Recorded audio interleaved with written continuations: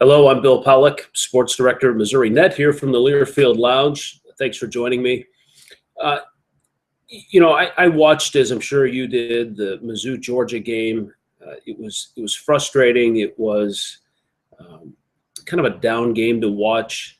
The Tigers had gone another game without scoring a touchdown. It's now, 60, 120, 135, 138 minutes and 36 seconds without a touchdown.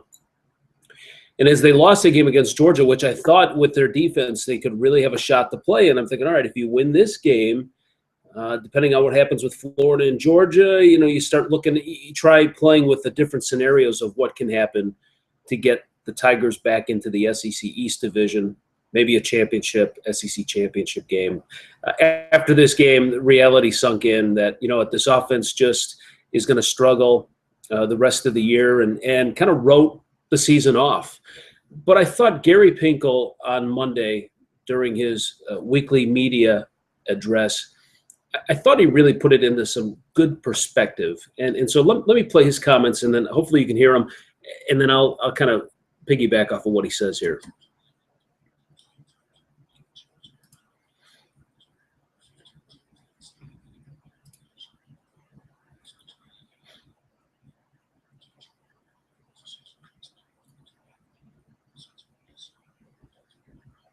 And it does with 4 wins. They need 2 more to become bowl eligible, 5 games left.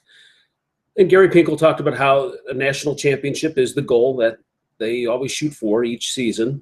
And you got to do that by getting to your conference championship game. And those are certainly off the table now. And I think as a reporter, journalist, we kind of look at that big picture. But when you pare it down, there's still a lot to play for.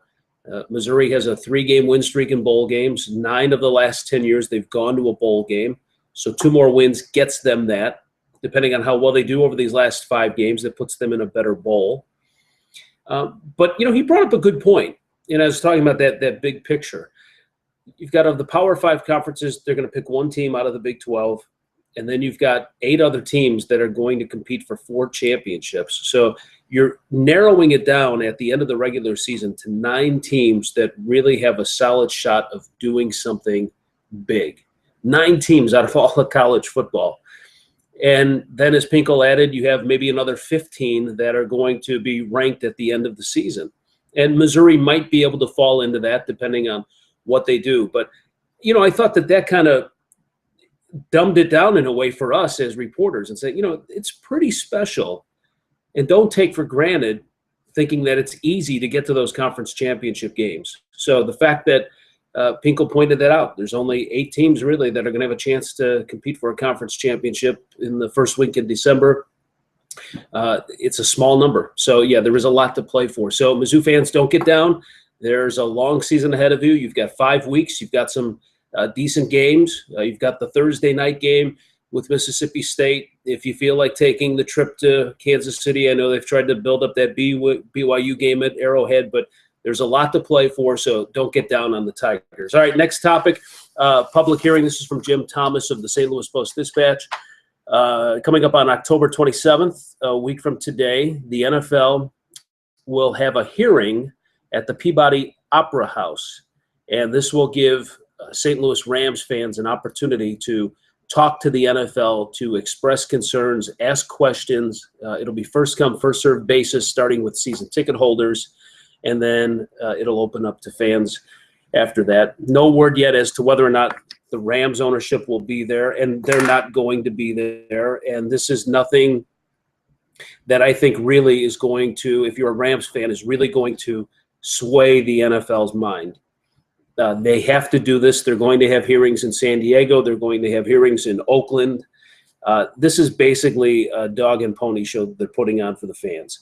You're getting into the middle part of the season. There might be some interest that's starting to wane, maybe even here in St. Louis. This is a chance to keep those hopes alive that the Rams may actually stay in St. Louis. I've said it before. I've said it again.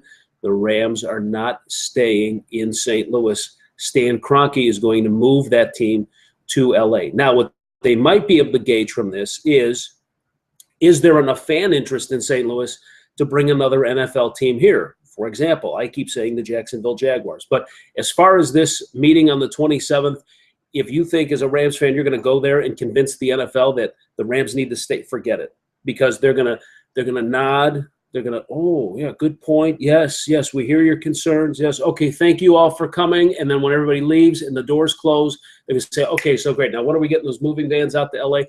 Forget it, fans. It's over. All right, got to talk Royals.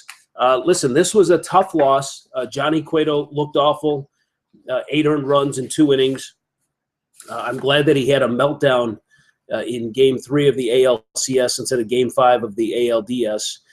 But the guy that may have saved this series is Kris Medlen, and this was huge. Now, I know he gave up a couple of home runs and,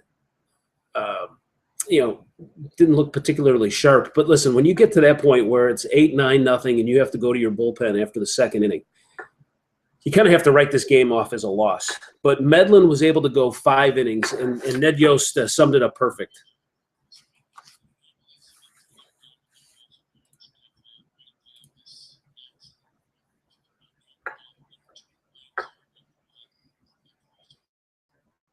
Pour the coals to him. That's exactly right. Medlen comes in, eats up some innings, gives up a few more runs. The other key part to this is that Toronto had to go to their closer, and that's important because you just heard Yost talk about 3 games. If they are close games now, and I'm talking about games 4 and 5, and they're games that potentially Toronto can win, and they have to bring their closer in, you might have to bring Asuno in Game 4 this afternoon. You might have to come back with him in Game 5. Now you're asking your closer to pitch 3 days in a row. There's an opportunity, and we saw with these Royals, we've seen it time and time again, and we saw it earlier in this series on Saturday. They have the ability to come back and score runs late. We saw it last night when they scored 4 runs. So the fact that you had them bring in their closer in a situation in a game that should have been a blowout, 11-4, that could bode well. So even though the Royals looked bad early and Johnny Cueto had a bad start, I still think that they're in the driver's seat. And as this series wears on, close games at the end, if Toronto has to rely on their closer, the Royals might be able to trip them up. So it'll be. Now, some of you have asked, well, why would you even bring the closer in? Because at that situation, it started out 11-4. They made it 11-6.